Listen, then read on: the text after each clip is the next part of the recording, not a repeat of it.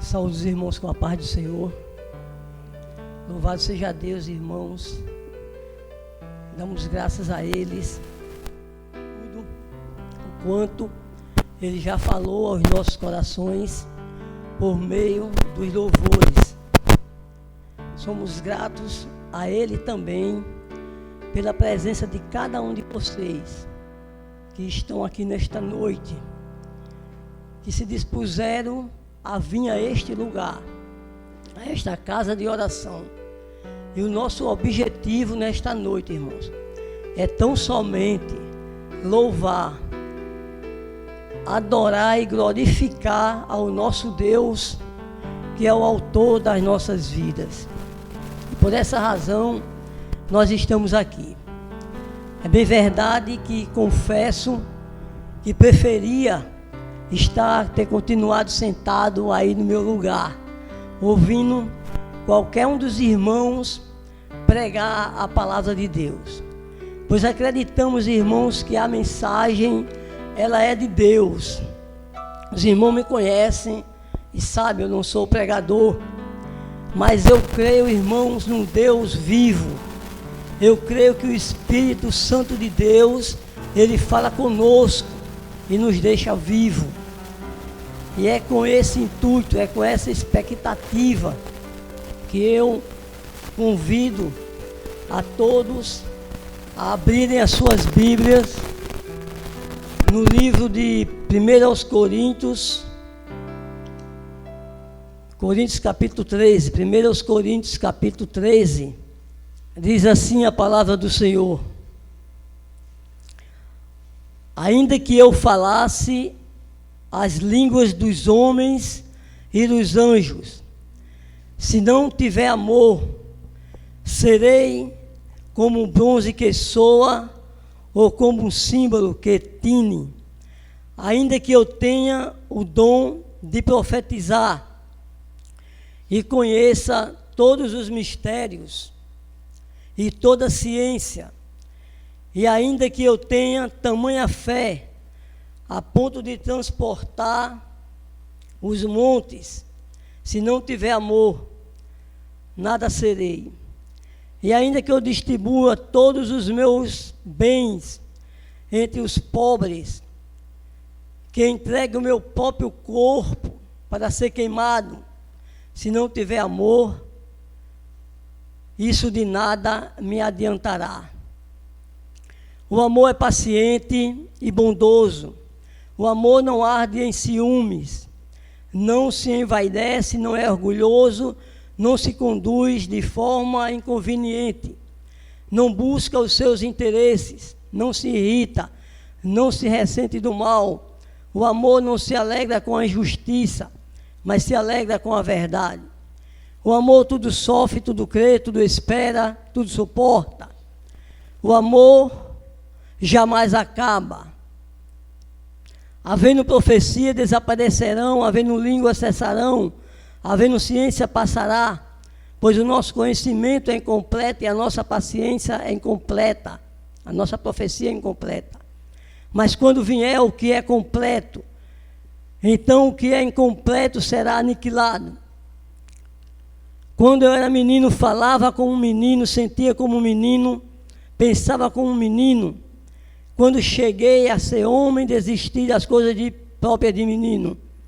Porque agora vemos como no espelho de forma obscura. Depois veremos face a face. Agora meu conhecimento é incompleto. Depois conhecerei como também sou conhecido. Verso 13. Agora, pois, permanece a fé, a esperança e o amor. Esses três, porém, o amor deles é o maior. Oremos em nome de Jesus. Pai nosso que estás no céu, neste momento, Deus amado, eu glorifico, eu adoro o teu santo nome, Pai. Eis aqui, Senhor, a tua palavra, Senhor, o texto sagrado. Pai, tu sabes, Senhor, o quanto precisamos de ti, Senhor. Necessitamos, Deus, da sua ajuda neste momento. que o teu Santo Espírito, Senhor, venha falar ao nosso coração. E que esta palavra, Senhor, que é viva e eficaz, possa penetrar, Senhor, em nossas vidas de uma forma tal, Senhor, que venha assim aperfeiçoar os nossos relacionamentos, Pai, uns com os outros e até contigo mesmo, Senhor. Esse relacionamento a cada dia, Senhor, ele possa ser mais contundente, Pai querido. Ele possa ser mais estreitado, mais aperfeiçoado. Pai Santo, eu te peço em nome de Jesus, fala conosco, fala com a tua igreja, Senhor. Traz a nossa mente cativa, tão somente neste momento, a tua palavra.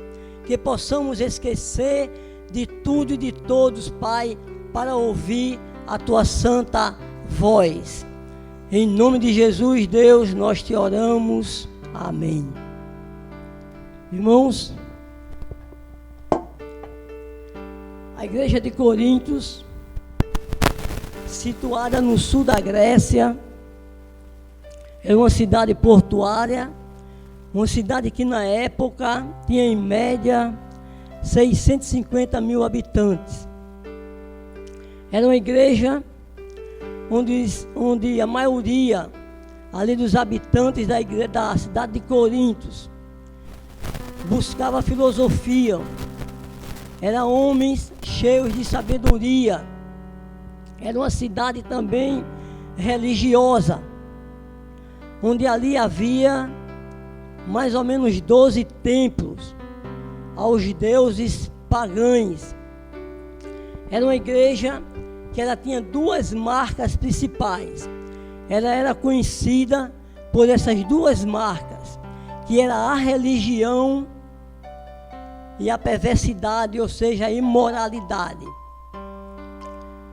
E não seja isso, penso eu que por esse motivo, foi uma das cidades que o apóstolo Paulo, ele passou mais tempo ali pregando o evangelho do nosso Senhor Jesus Cristo, ao ponto de Paulo necessitar, de Paulo precisar escrever várias cartas àquela igreja, com o intuito de exortar, de corrigir muitos problemas existentes naquela igreja. Quando lemos esta carta, nós enxergamos que a igreja de Corintos é uma das igrejas mais problemáticas, foi uma das igrejas mais problemáticas. Existiam problemas diversos, existiam problemas de divisão, existiam problemas de prostituição, existiam, enfim, muitos problemas. Existiam problemas também litúrgicos, e aqui o texto, ele quer corrigir um desses problemas, que era a má interpretação ou uso dos dons espirituais. E Paulo traz esse texto com esse objetivo de corrigir os problemas existentes naquela igreja. E quando nós lemos e entendemos, nós enxergamos que esses problemas existem em muitos lugares, existem em muitas igrejas, existem em muitas religiões, ou por que não dizer, o texto sagrado, irmãos, ele vem também falar ao nosso coração, ele vem também procurar, por meio da mensagem de Deus, corrigir os nossos problemas. O texto que lemos, que para muitos é apenas uma poesia de amor, pois Paulo, ele escreve aqui o que é o amor. Nos primeiros versículos, ele fala da importância do amor, ele diz o que é o amor, ele fala também o que não é o amor, e ele vai descrevendo até o ponto que ele fala também o efeito que esse amor traz ao nosso coração, que esse amor produz ou deve produzir em nossas vidas. E quando ele chega, e é aqui que eu quero basear a nossa mensagem nesta noite, que Deus, ele falou ao meu coração, no versículo 11, ele escreve algo tremendo, e ele diz dessa forma: quando eu era menino, falava como menino, sentia como menino, pensava como menino. Quando cheguei a ser homem, desisti das coisas de menino. E nós entendemos, irmãos, o que Paulo está querendo dizer aqui. Ele não está batendo de frente jamais e dizer que o problema é as crianças, é o menino. Por vezes ele repete a palavra menino, mas o texto não trata de criança. Até porque Cristo falou: deixe vir a mim os pequeninos, porque dos tais é o reino de Deus.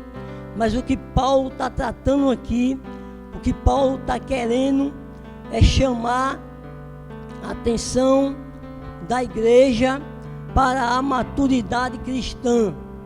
O que Paulo está dizendo aqui é que não dá para continuar anos e anos na igreja, meses e meses na igreja, e não procurar a maturidade espiritual. E ele, no versículo 12, ele diz o seguinte: porque agora vemos como espelho, de forma obscura, depois veremos face a face. Agora meu conhecimento é incompleto, depois conhecerei como também sou conhecido. Aqui o apóstolo, ele traz à nossa mente o futuro. Ele diz que um dia estaremos face a face com o nosso Deus. Veremos o nosso Cristo, obrigado. Veremos o nosso Cristo face a face. E esse é o motivo, irmãos, pelo qual nós devemos buscar essa maturidade. Porque um dia estaremos face a face com Deus. E no versículo 13, ele chega a concluir dizendo o seguinte: agora, pois, permanece a fé, a esperança e o amor.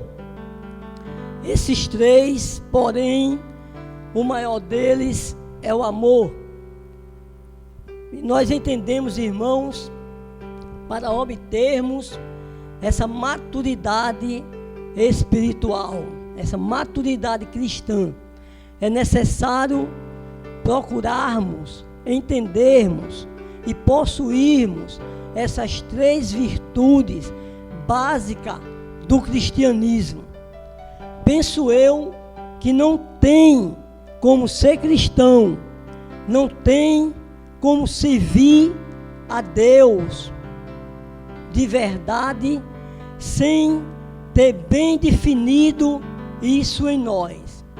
O que é fé, o que é esperança e o que é o amor. Então, nesta noite nós queremos falar um pouco o que seria a fé, essa base do cristianismo. O que seria a fé?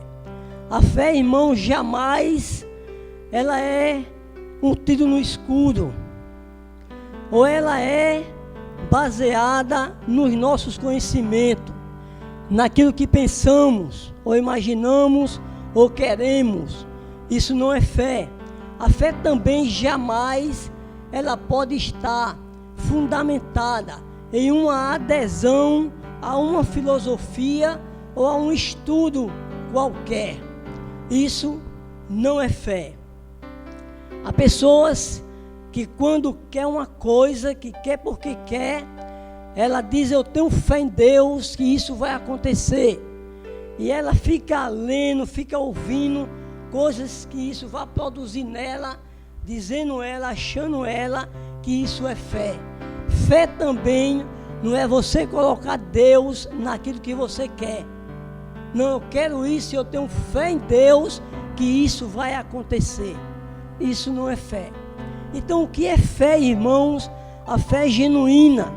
A fé que o apóstolo Paulo, ele diz que é fundamental para uma maturidade cristã. A fé deve ser, irmãos, algo que norteie as nossas vidas. A fé é algo que pela qual nós vivemos. A fé verdadeira e genuína é aquela que nos aponta para Deus, que nos leva a Deus, que olhamos para o passado, pela criação, e vemos que ali foi Deus quem criou, assim como diz lá em Hebreus 11, é o capítulo chave para entendermos qual é a verdadeira fé. A fé é você obedecer a Deus. A fé é você andar com Deus. A fé é você fazer a vontade de Deus. E tudo isso nós lemos lá em Coríntios, lá em Hebreus, no capítulo 11. Veja o que diz Hebreus 11. Ora, a fé é a certeza das coisas que não se espera, e a convicção de fatos que não se veem. Pois pela fé os antigos viram um bom testemunho. Pela fé entendemos que o universo foi formado pela palavra de Deus, de maneira que o invisível veio a existir. E daí o autor aos Hebreus continua dizendo que pela fé Abel ofereceu a oferta, a melhor do que Caim. E por que Deus aceitou a oferta de Abel? Porque Abel, ele tinha um entendimento, então ele ofertou conforme o conhecimento que ele tinha de Deus.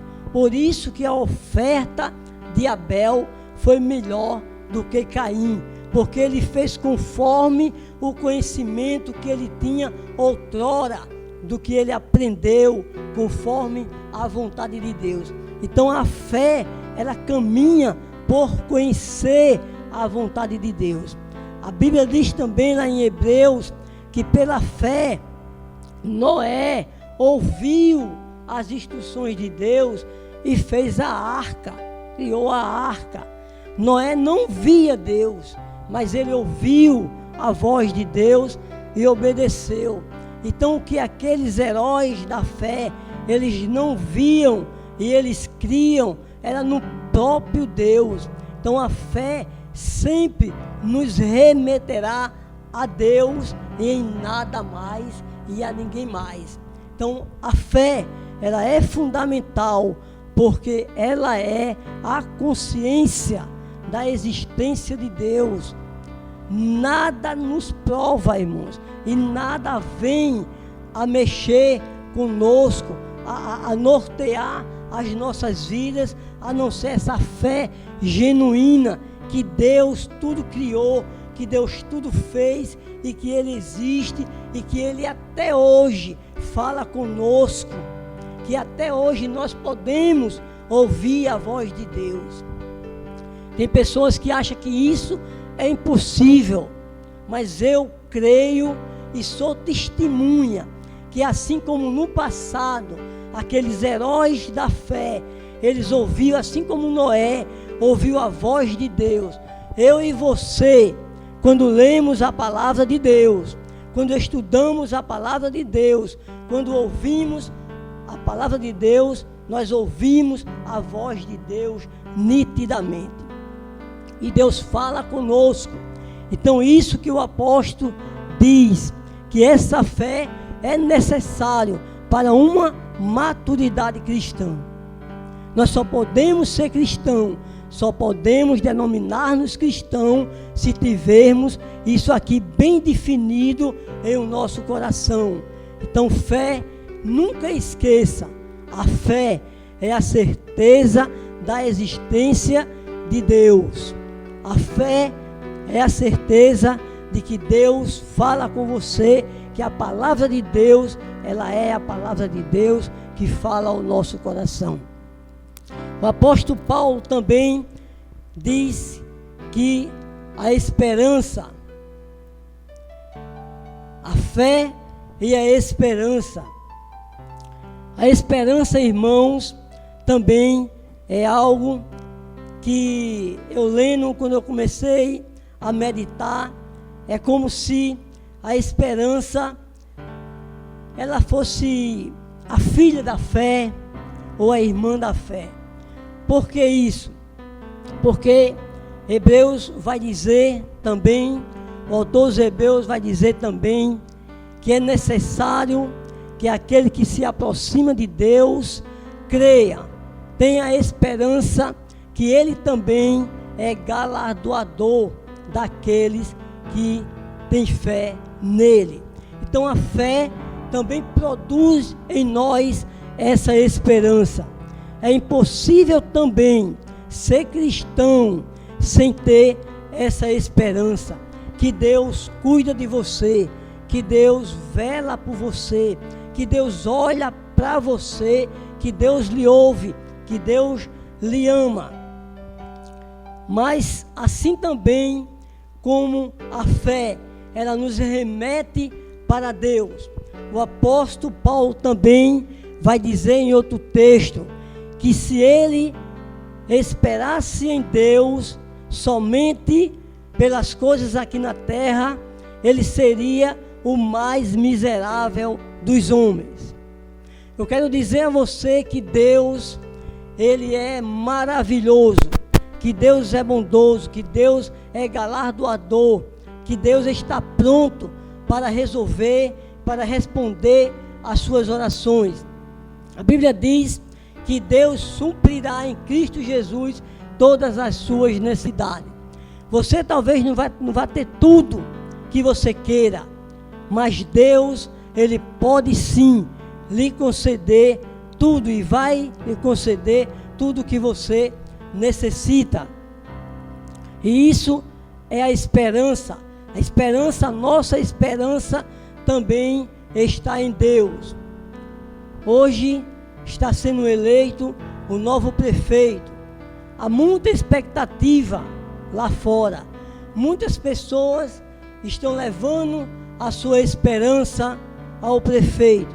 Mas a igreja do Senhor, a igreja de Cristo, lavada e remida no sangue do Cordeiro, ela não tem as suas expectativas, as suas esperanças nos homens, em sim em Deus. A nossa esperança está em Deus.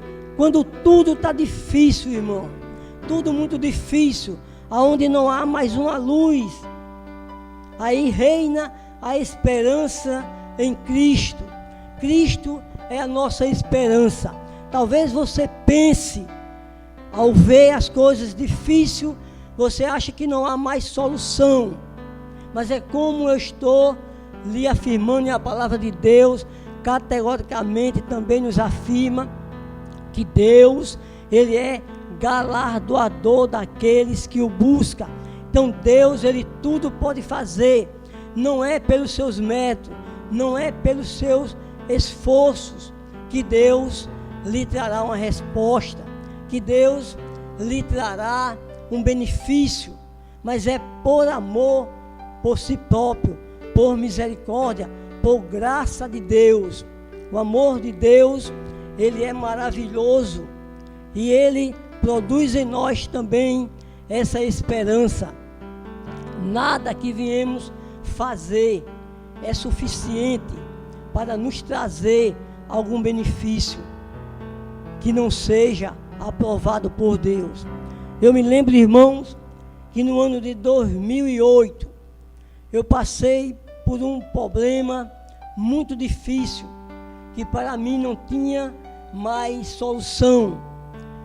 E eu não vou mentir, eu busquei, eu me esforcei. Eu fui ao Ministério Público, eu fui à Procuradoria da Saúde, eu estive lá, eu fui na rádio. E quando eu cheguei, irmãos, na Procuradoria da Saúde, fui bem recebido lá.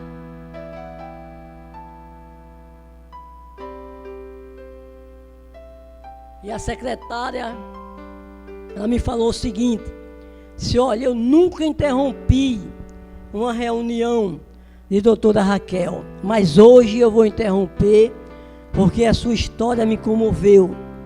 E ela subiu o primeiro andar e foi lá, e quando ela voltou, ela me disse, seu problema foi resolvido.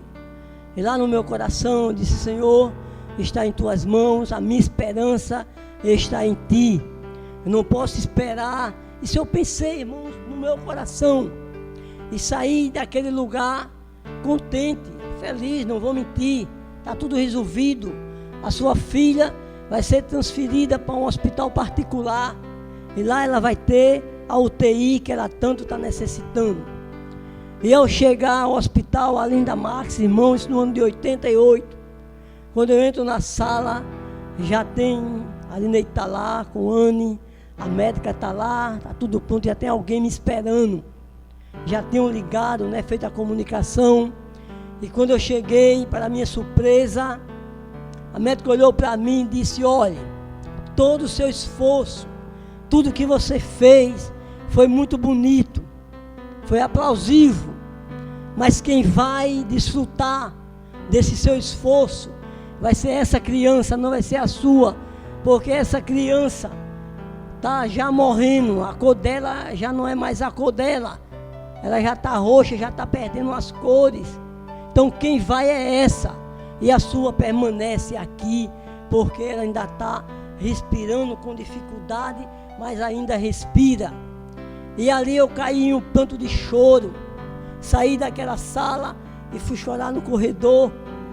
E quando eu estou lá chorando e fazendo mil e umas perguntas a Deus, aquela médica saiu da sala e foi até onde eu estava. Eu nunca tinha visto aquela médica. Ela chegou e disse, olha, o que você fez serviu para aquela, mas Deus vai tomar conta da sua, Deus vai cuidar da sua. E eu lembrei, irmãos, que a minha esperança estava em Deus. Eu tinha ido à procura de solução, mas eu tinha orado antes, e eu tinha dito, Senhor, eu vou, mas quem faz é o Senhor. Irmãos, e Deus, Ele é tremendo. Deus é tremendo. E ali depois de 2 dias, eu não sei se no mesmo dia, não me lembro mais, mas aconteceu algo que só Deus faz, irmãos. Anne não foi para a UTI, mas de um jeito que Deus faz, o UTI veio até a Anne. Ao calar da madrugada sai alguém daquele UTI e vê a situação da menina, e vê a situação também da mãe da menina, e olha para ali, para aquele quadro, e diz o seguinte, olhe, o processo que essa menina necessita só pode ser feito lá, mas não sei porquê, eu vou fazer, vou trazer o maquinário de lá que ela necessita e vou fazer o procedimento aqui. Então esse é o Deus, irmãos, essa é a nossa esperança nesse Deus, esse é o Deus que nós devemos depositar a nossa esperança. Não tem nada perdido, irmãos, para um povo que crê, que tem fé nesse Deus. Eu não estou falando aqui, irmão, de prosperidade. Eu não estou falando aqui que você saia pedindo coisas fúteis a Deus, não. Deus suprirá as suas necessidades em Cristo Jesus. E a maior das nossas esperanças, mesmo que aconteça a morte, mesmo que ao sair daqui eu vá dormir e não acorde mais, a minha esperança é viva, e eu sei que acordarei nas mansões celestiais, eu sei que estarei diante de Cristo Jesus. Então essa é a nossa esperança. Essa é a esperança que o apóstolo Paulo, ele diz aqui que é fundamental à vida cristã. que nós esperamos nesse Deus, irmãos, que você não perca a sua esperança, mas que você também tenha isso bem consciente, não é pelos seus méritos, não é pelo seu esforço. Se você espera em Deus, se você tem fé em Deus, você sabe que tudo que vai acontecer na sua vida é Deus quem está realizando, é Deus quem vai realizar. A Bíblia nos exorta, irmãos, que não devemos estar ansiosos por coisa alguma. E quando você deposita a sua confiança, a sua esperança nos seus estudos, na sua condição financeira, na sua conversa, as coisas não fluem. Mas quando o crente ora e põe a esperança em Cristo, milagres podem acontecer. Louvado seja Deus. Então, irmãos, para essa maturidade cristã, para essa maturidade espiritual, não esqueça, tenha fé em Deus, mas a fé genuína, a fé que sempre lhe remeterá a Deus. Tenha a esperança, mas não tenha esperança em nada e em ninguém. Deposite a sua esperança em Deus. Até ore, busque, vá à procura, mas não faça fé nisso. Acredite em Deus e espere em Deus, que Ele suprirá as suas necessidades, que Ele resolverá os seus problemas. Interessante que Paulo, depois de falar da fé que nós necessitamos, e como necessitamos de fé, e como necessitamos de esperança, Paulo diz também que é necessário o amor, e ainda demais que esse dos três, ele é mais importante. E eu fico pensando, irmãos, por que o apóstolo Paulo, ele chega a exortar aquela igreja problemática? Veja, irmãos, que ele dá essas três virtudes, dizendo que eles têm que passar até essa maturidade, que eles têm que deixar de ser menino, e Paulo está querendo com isso resolver os problemas daquela igreja, e Paulo chega a exortá-los a terem, a buscarem e a praticar essas virtudes, e ele fala do amor. Depois de ele ter explicado tudo, ele diz que é necessário o amor. E eu fico perguntando por que o amor, ele é tão necessário, e ele persistirá até a eternidade. No versículo 8, ele diz o seguinte: o amor jamais acaba, havendo profecia, desaparecerão, havendo língua, cessarão, havendo ciência, passará. Ele diz que tudo vai passar, a profecia, as línguas, conhecimento, mas o amor, ele vai permanecer. É por isso que o amor, ele é mais importante. Volto a dizer, eu fico pensando, nós estamos aqui num estado de imperfeição. É por isso que precisamos tanto nos agarrar com esse Deus que tudo criou, de depositar a nossa fé nesse Deus, de depositar a nossa fé, a nossa esperança também nesse Deus. Mas o amor, irmãos, porque o amor, ele vai permanecer. Se lá no céu, se nós não vamos precisar de fé, porque já estaremos com Deus, se nós não vamos precisar de esperança, porque o que Deus tinha que fazer, Ele já fez, já estaremos desfrutando da glória de Deus, da perfeição, da nossa salvação. Mas Ele diz aqui que o amor vai permanecer. O amor, ele é fundamental aqui.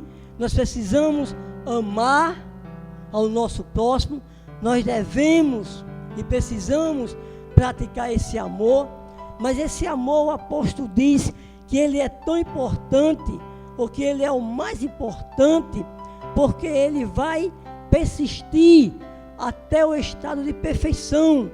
Até lá no céu, o amor, ele vai persistir. E eu fico pensando, por que o amor vai persistir? Aí lendo a palavra de Deus lá em 1 João, veja o que diz 1 João no capítulo 4, versículo 8. Diz o seguinte, a palavra de Deus: nisto, não 8, quem não ama não conhece a Deus, pois Deus é amor. Estaremos face a face, irmãos, desfrutando desse amor, pois a Bíblia nos afirma que Deus, ele é amor. E quem não ama não conhece a Deus. Está aqui, irmãos, o ponto-chave da importância desse amor. Nosso Deus, ele é amor. Lá em Provérbios 11, verso 17, trazendo o amor para os dias de hoje, diz o seguinte: diz, quem faz o bem ao outro, a si mesmo faz. Então amar, enquanto estivermos aqui na terra, é nos encontrarmos com nós mesmos, é nos encontrarmos com esse Deus, porque Deus, ele é amor. É necessário que nós viemos a praticar esse amor. Então a igreja de Deus, a igreja de Cidade Verde, a igreja evangélica brasileira, para ela ser uma igreja genuinamente bíblica, ela precisa desses 3 pilares. Para ela prestarem um culto a Deus, para ela prestarem uma adoração verdadeira a Deus. Veja que o apóstolo Paulo, ele está com esse texto querendo tratar um problema litúrgico daquela igreja. E o que é que eu entendo quando fizemos essa meditação, quando passamos a meditar nisso, que acabamos de falar, de fé, de esperança, de amor? Nós entendemos, irmãos, que um conhecimento errado, ele nos levará a uma adoração defeituosa, a uma adoração que Deus não aceita. Nós temos também esse entendimento, se eu não me engano, lá no Salmo 1, quando fala ali da felicidade do homem que evita o pecado, que busca a colocar a sua vida na meditação da palavra de Deus. Então que nós devemos, irmãos, passarmos a procurar,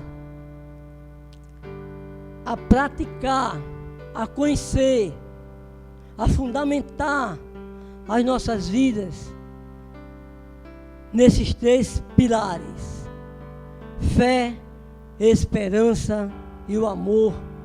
E diz o apóstolo que o maior deles é o amor. Então eu quero nesta noite, tão somente, agradecer a Deus por sua palavra e esperar que Ele aplique a sua palavra em o nosso coração. E eu agradeço a minha oportunidade, em nome de Jesus, louvando e agradecendo a esse Deus.